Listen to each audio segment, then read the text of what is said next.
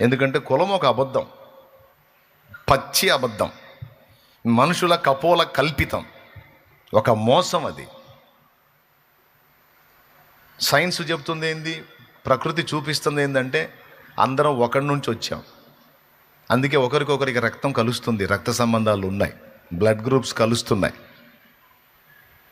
క్యాస్టులు అనేవి కొంతమంది కల్పించినటువంటి మాయా కల్పనే తప్ప ఈరోజు మనుషులు దాన్ని బట్టి గర్వపడినంతగా మరి దేన్ని బట్టి గర్వపడట్ల. పల్లెటూళ్ళలో చూసినా పట్టణాలలో చూసినా వాళ్ళ కులాల పేర్లు పెద్దగా రాస్తున్నారు. వాళ్ళ కులాల పేర్లు పెద్దగా రాస్తున్నారు. మేము ఫలానా కులం, మేమంతా మేము ఇంత అని వెర్రవేగటం ఎక్కువైపోయింది. నా దేవుడి ఏర్పాటు ఎలా ఉంటుందో తెలుసా? నా దేవుడు వాడుకునే వాళ్ళ ఏర్పాటు, వాళ్ళ విషయంలో ఎలా ఏర్పాటు ఉంటుందో తెలుసా? లోకములో నేను ఘనుణ్ణి అన్న వాళ్ళందరినీ పక్కన దెబ్బలో కొట్టి, నువ్వు ఘనుడివి, నువ్వు వాడు కూసోరా అని దెబ్బలో కొట్టి, నీచులైన వారిని, ఘనహీనులైన వారిని, ఎన్నిక లేని వారిని నా దేవుడు ఏర్పరచుకుంటున్నాడు. నా దేవుని పద్ధతి అది, నా దేవుని పద్ధతి అది. కొంతమంది వచ్చి సైలెంట్గా నన్ను క్యాస్ట్ అడుగుతుంటారు. ఏముట్లు మీరు అని. నేను చెప్పను, చిరాకు పుట్టింది నాకు. ఎందుకంటే వాళ్ళు అడుగుతుంది ఒక అబద్ధం.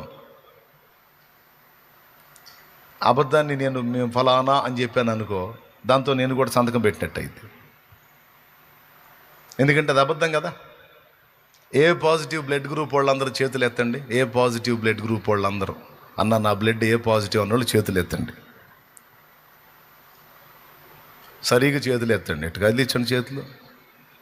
వాళ్ళందరూ ఏ పాజిటివ్ బ్లడ్ గ్రూప్ వాళ్ళు, నాది ఏ పాజిటివ్ బ్లడ్ గ్రూపు, వీళ్ళందరూ నా రక్త సంబంధికులు. కులం లేదు, తొక్క లేదు, తోటకూర కట్ట లేదు. దేవునికి స్తోత్రం. వీళ్ళందరూ నా రక్త సంబంధికులు. ఏది మళ్ళీ ఒకసారి ఎత్తండి, ఏ పాజిటివ్ బ్లడ్ గ్రూప్ వాళ్ళందరూ ఒకసారి చేయొత్తండి. మొత్తం నా రక్త సంబంధికులు, ఏ పాజిటివ్ బ్లడ్ వాళ్ళందరూ. ఓ పాజిటివ్ వాళ్ళు చేయొత్తండి, ఓ పాజిటివ్ బ్లడ్ గ్రూప్ వాళ్ళందరూ. మీరందరూ నా భార్య రక్త సంబంధికులు, ఎందుకంటే ఆమె ఓ పాజిటివ్. దేవునికి స్తోత్రం, హల్లెలూయా. ఆమె ఓ పాజిటివ్ అండి, అదే పాజిటివ్. మీలో కొంతమంది ఏమో నా భార్య తరపు బంధువులు, కొంతమంది ఏమో నా తరపు బంధువులు. మరి ఏది నిజం? ఇది నిజం. ఇక కులం ఎక్కడుందమ్మా? కులం లేదు, తోటకూర కట్ట లేదు అని ట్రాష్. ఎచ్చులు పట్టడానికి, ఓవర్ యాక్షన్ చేయడానికి, బిల్డప్ ఇయడానికి, మనుషుల చేత ఘనత పొందడానికి అదొక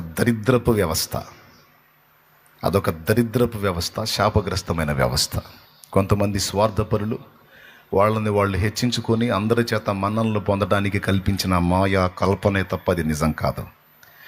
సత్క్రైస్తవుడైన వాడు హృదయంలో కులాన్ని నమ్మినట్టయితే వాడు ఒక అబద్ధాన్ని నమ్ముతున్నాడు, అబద్ధానికి జనకుడైన సైతాను నమ్ముతున్నాడు. మళ్ళీ చెప్తున్నా, కులాన్ని నిజంగా నమ్మినటువంటి క్రైస్తవురాలు అబద్ధాన్ని నమ్ముతున్నారు. అబద్ధానికి జనకుడు సైతాను. వాళ్ళకు తెలియకుండానే వాడిని ఫాలో అవుతున్నారు. దయచేసి నన్ను వెంబడించే వాళ్ళందరికీ ప్రేమతో చెప్తున్నా, కులాన్ని అడగకండి, మీ కులాన్ని కూడా చెప్పకండి, ఎందుకంటే అది అబద్ధం కాబట్టి. మీ క్యాస్ట్ ఏందన్నారు అనుకో, అబద్ధాలు ఎందుకులే బ్రదర్ అను, పరుగు పోయి మూసుకుంటాడు నోరు. మీ క్యాస్ట్ ఏందంటే అబద్ధాలు ఎందుకులే బ్రదరో, నిజాలు మాట్లాడుకుందామంటే ఇంక పోయిద్దు వాడి, గాలి పోయి మూసుకుంటాడు నోరు. మీ క్యాస్ట్ ఏందనుకో, అబద్ధాలు ఎందుకులే సిస్టర్, మన సత్యదేవుని సంబంధం. అబద్ధం ఏంది? క్యాస్ట్ ఏంటని అడిగితే మరి కులం అబద్ధమేగా. అబద్ధాన్ని గురించి డిస్కషన్స్ ఎందుకు? సత్య సంబంధులకి అబద్ధానికి జనకుడు సైతానం తెలియదా అంటే ఇక మళ్ళీ సౌండ్ ఉండదు, నోరు మూస్తారు. దేవునికి స్తోత్రం కలుగును గాక, హల్లెలూయా. బి పాజిటివ్ వాళ్ళు ఎవరో చేతులు ఎత్తండి. బి పాజిటివ్ వాళ్ళు సరిగ్గా చేతులు ఎత్తండి. బి పాజిటివ్ వాళ్ళందరూ మా వదిన రక్త సంబంధికులు, ఎందుకంటే మా వదినది బి పాజిటివ్, మా అన్న భార్యది. అరే మొత్తం మాలో కలిసే ఉన్నారు మీరు. దేవునికి స్తోత్రం కలుగును గాక. మరి కలవకపోతే ఎట్లా సార్? ఉన్నదే అది. ఖచ్చితంగా కలవాల్సిందే. అందరూ ఒక రక్త సంబంధీకులమే. గతంలోనేమో ఆదాము సంబంధిత రక్తము గలవారము, ఆదామును బట్టి ఒక కుటుంబము. ఇప్పుడైతే యేసు రక్తమును బట్టి ఒక కుటుంబము. ఎవరిని బట్టి? యేసు రక్తమును బట్టి మనందరము ఒక్కటే కుటుంబము. మన కుటుంబానికి నాయకుడు నజరేయుడు యేసు. ఆ రక్తము చేతనే మనం అందరం ఒక్కటిగా సమకూర్చబడ్డాం.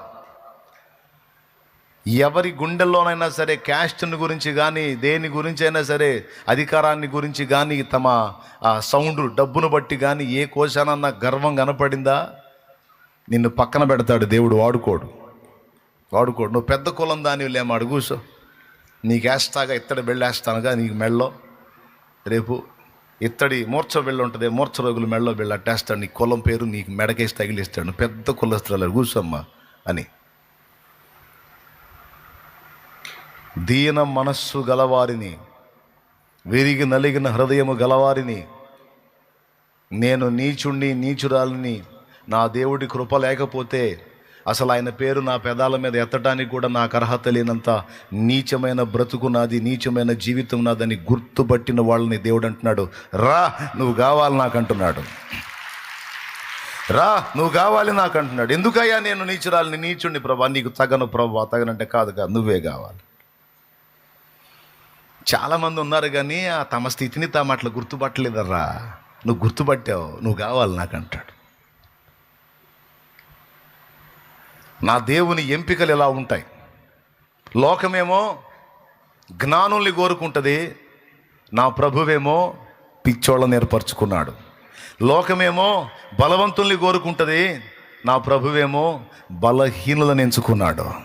లోకమేమో ఎన్నికైన వారిని, గనులైన వారిని కోరుకుంటుంది, గణపరిచిద్ది, అప్పగించిద్ది, సన్మానించిద్ది. కానీ నా ప్రభువేమో నీచులైన వారిని, తృణీకరింపబడిన వారిని, ఎన్నిక లేని వారిని నా ప్రభు ఏర్పరచుకున్నాడు.